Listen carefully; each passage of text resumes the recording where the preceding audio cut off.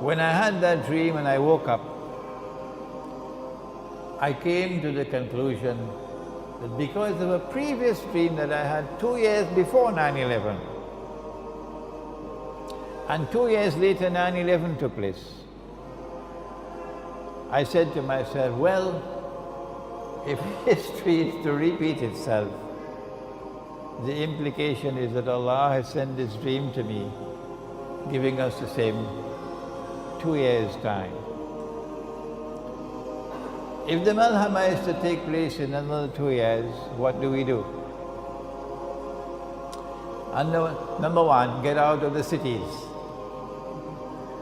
Head for your kampung. Head for the kampung.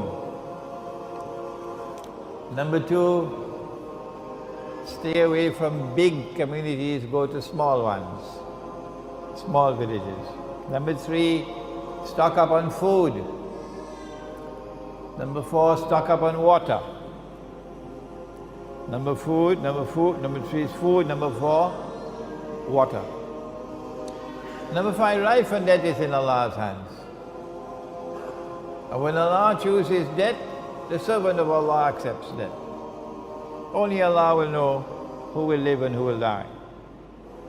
But if you live after the Malhamah, you've got to be prepared.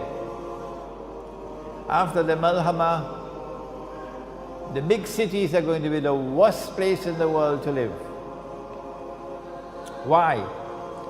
A city of 20 million people cannot feed itself. It gets its food from outside.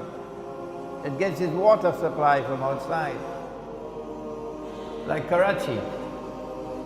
And when the Malhamah takes place, the supply lines will be disrupted. When no food is coming and no water is coming, you're going to have riots. It will be dog eat dog. People will be breaking down the doors of your home and coming into your home to steal your food and your water. Nowhere can you hide it. So if you live in the cities, it's going to be anarchy.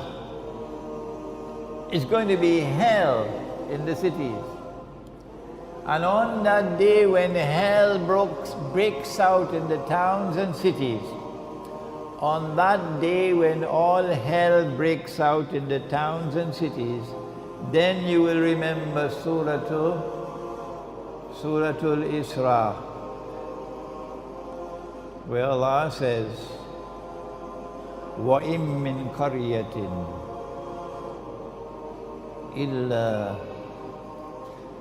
نَحْنُ مُهْلِكُوهَا قَبْلَ يَوْمِ الْقِيَامَةِ أَوْ مُعَذِّبُوهَا عَذَابًا شَدِيدًا كَانَ ذَلِكَ فِي الْكِتَابِ مَسْطُورًا. And not a single town and city will escape. We'll destroy them all. And those which are not destroyed will be punished with terrible, terrible punishment. And this is something inscribed in the book. So when the Malhamah takes place, wait to see what's going to happen in the big cities and towns. So safety lies in getting out, withdrawing, going to the remote countryside, and stocking up on food and on water. And then comes the conquest of Constantinople. And I believe that is why they created ISIS. I don't think they created ISIS primarily to remove Assad. No, I think they created ISIS more to sabotage the Muslim army, which will move to conquer Constantinople. Because ISIS will stand in the way from Arabs joining that army, joining with the Turkish Muslims in the effort to break the back of NATO and liberate Constantinople from NATO control. That's why they created ISIS. But if Allah has ordained that it will happen, it will happen. Constantinople will be conquered on the basis of an alliance of Islam, Muslims and Rome. And we do not have the time tonight to enter into a discussion on that subject of the alliance with Rome. After the conquest of Constantinople, we have the Khuruj of Dajjal. It's time for you to study the subject of Dajjal. This book of mine, Jerusalem in the Quran, has a chapter in it on Dajjal, and this book is translated into Bahasa. Please now, after tonight's lecture of an introduction to Ilmu Akhir Zaman, take some time to read the books I've written.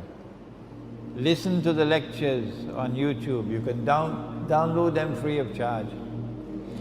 And begin to study the subject and take the Quran and start to use the Quran to study and understand the world in which you're living today. And I pray that from Mimpi may come out scholars who tomorrow will be able to teach the subject of Ilmu Akhir Zaman. ربنا تقبل منا إنك أنت السميع العليم وتب علينا يا مولانا إنك أنت التواب الرحيم برحمتك يا أرحم الراحمين آمين.